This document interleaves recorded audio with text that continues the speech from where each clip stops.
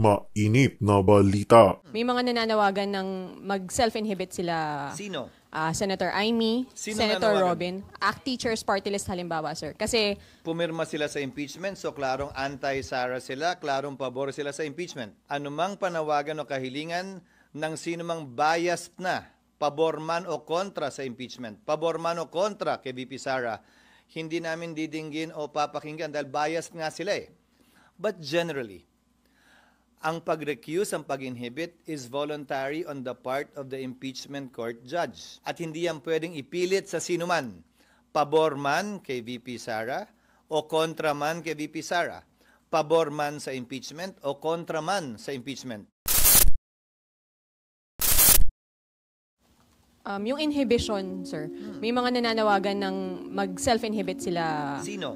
Senator Amy, Sino Senator nanawagan? Robin, ACT Teachers Party List halimbawa, sir. Kasi Pumirma sila sa impeachment, so klarong anti-Sara sila, klarong pabor sila sa impeachment. Ulitin ko ang sagot ko. Anumang panawagan o kahilingan ng sinumang biased na, pabor man o kontra sa impeachment, pabor man o kontra kay VP Sara, hindi namin didinggin o papakinggan dahil biased nga sila eh. At kung may panawagang inhibition dun sa mga pabor kay VP Sara, anti-impeachment, malamang may panawagan ding inhibition dun sa mga ayaw kay VP Sara at saka pabor sa impeachment ng mambabatas. But generally, ang pag-recuse, ang pag-inhibit is voluntary on the part of the impeachment court judge. Nakita na nating nangyari yan sa ibang impeachment na kaso. Kung maalala ninyo, ang defense panel hiniling na mag-inhibit si Senator Judge Drilon nung impeachment ni Chief Justice Corona. Ang desisyon ng impeachment court doon ay hindi yan pwedeng pagbotohan, ni hindi tinake up sa impeachment court dahil voluntary decision yan ng isang impeachment court judge. Ngayon, defense panel ang humiling nun dahil duda sila sa sinasabi daw nung panahon yon. Masyadong anti-corona daw yung posisyon ng Senator Judge. Para sa akin, yan din ang i-apply naming president at hindi lang rules kaugnay sa inhibition. It is voluntary on the part of the impeachment court judge at hindi yan pwedeng ipilit sa sino man. Pabor man kay VP Sara o kontra man kay VP Sara. Pabor man sa impeachment o kontra man sa impeachment. Unti-unti nyo naman ang nakikita yung mga nagsasalita, hindi ba? Kung kaninong panig sila nakabilang, klaro na anti-Sara, for impeachment sila. Klaro din yung iba na for Sara at anti-impeachment sila.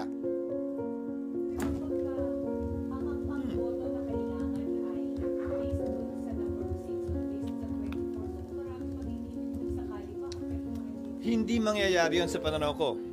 Hypothetical na naman yan. Nakasaad sa rules at ayon din sa ruling ng chair ng impeachment ni Chief Justice Corona na magsisilbing president. Pwede lamang matanggal sa bilang ang sinumang senator judge kapag tinanggal sila bilang senador sa ilalim ng ethics at disciplinary procedure ng Senado. Hindi pag-inhibit bilang impeachment judge. SP, good. Hindi ko alam mo itong impeachment na to tulad nung dati, maraming pinanganak na matatalino at magaling kaugnay sa batas. Wala namang nakasulat sa batas niyan. Wala din namang nakasulat sa rules namin kaugnay sa computation na sinasuggest ng ilan sa mga ekspertong nagpapakilala ngayon kaugnay ng impeachment. SP, good afternoon. Ano? 24, halimbawa may mag-inhibit, pero 24 pa rin yung... Walang nakalagay sa rules. Wala ring basihan na sabihing mas mababa sa bilang na yon. Ulitin ko yung mga nagsasabing at nagpapakilalang eksperto daw sila. Ano bang basihan? May batas ba silang sinasite? Provision man sa konstitusyon o sa rules namin? O may pinangahawakan ba silang desisyon ng Korte Suprema?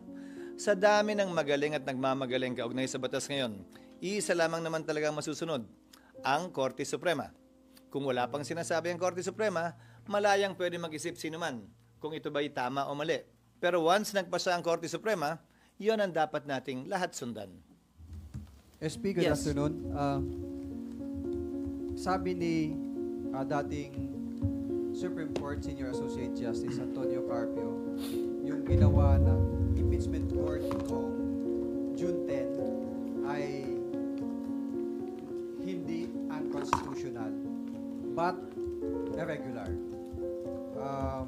sabi niya na yung ginawa daw ay pagpapakita ng pagpanig ng mga senador kay VP Sara dahil hindi dapat gawain ng isang impeachment court na mag-motion or hilingin ang Kamara na sertipikahan dahil dapat manggaling yon sa kampo ng Vice President na siyang magki-question kung ito ay may paglabag dun sa 1-year ban ng Constitution. Ano po masasabi? Ginagalang ko ang opinion niya pero hindi ako sang-ayon. Walang limitasyon ang impeachment court. Kaugnay ng pwede o hindi namin pwedeng pagpasyahan. Nakalagay nga sa saligang batas, di ba? Sole power to try and decide.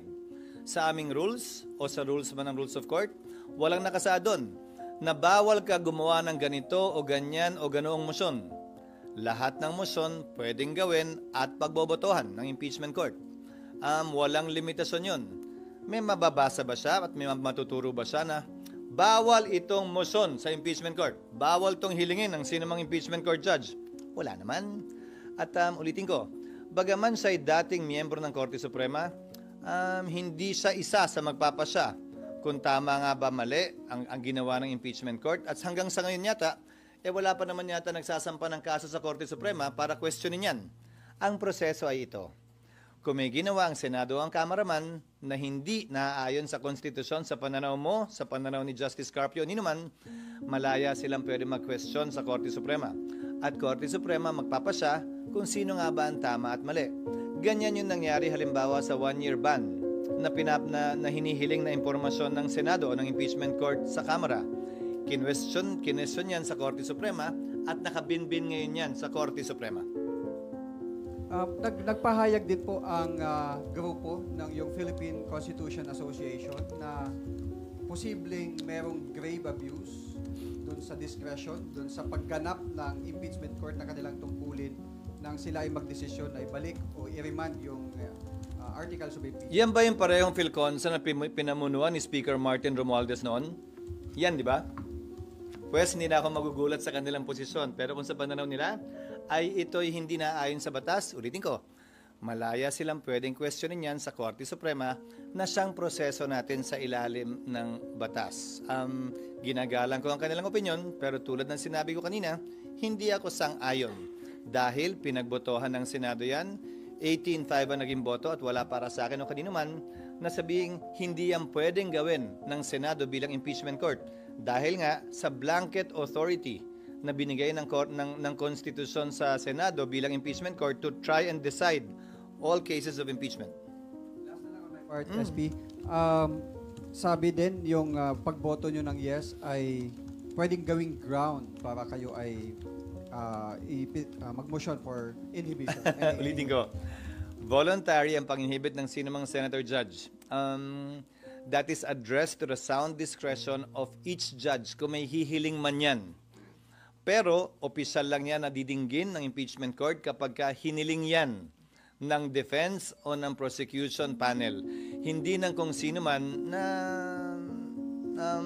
nagsasalita ngayon sa labas ng impeachment court. Na klaro, may posisyon at may pinaniniwalaan na sila na panig o side nakakampihan.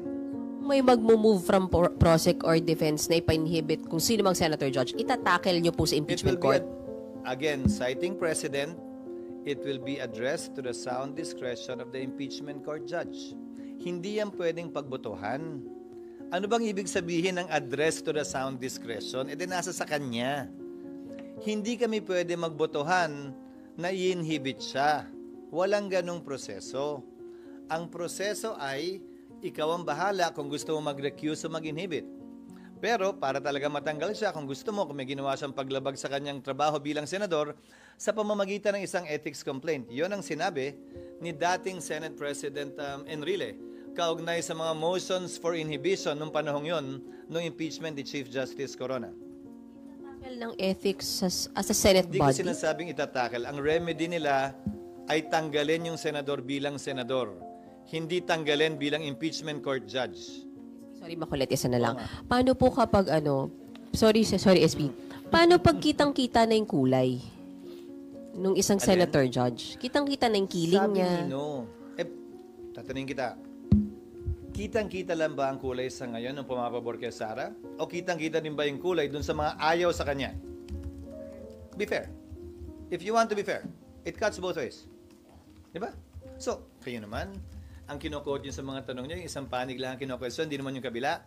If you want to be fair, you have to be fair. If you want to question, then everybody should be questioned. But then again, remember, pinili ng mga nagsulat ng saligang batas na mga politiko, mga halal ng bayan ang magiging judge kaugnay sa kasong ito ng impeachment.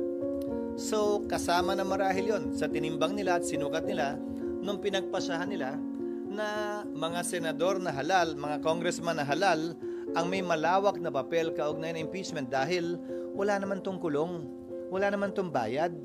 Ang kapalit lang nito ay pagkakatanggal sa pwesto. Sir, may epekto ba sa integrity ng impeachment court yung a couple of days later, nakita yung two senator judges with VP Sara who is being accused? Hindi para sa akin na sabihin yon. Again, that is referred to the sound judgment and decision of the impeachment court judges. Kung may hihiling in open court nun, that will be addressed to them. May epekto din ba kapag kami nag-a-attend ng rally na impeach now? Babalik ko it cuts both ways. Again, it always cuts both ways. Bakit tila isang panig lamang kayo nakatutok? Dapat pantay. Ngayon, ang korte walang pinapanigan at walang dapat panigan. Kaya ko sinasabi ito na pantay dapat. Hindi lang yung pabor sa impeachment at ayaw kay VP Sara, pati yung gusto kay VP Sara at saka yung ayaw sa impeachment. Magkabilang panig palagi yun. Yes, Nympha.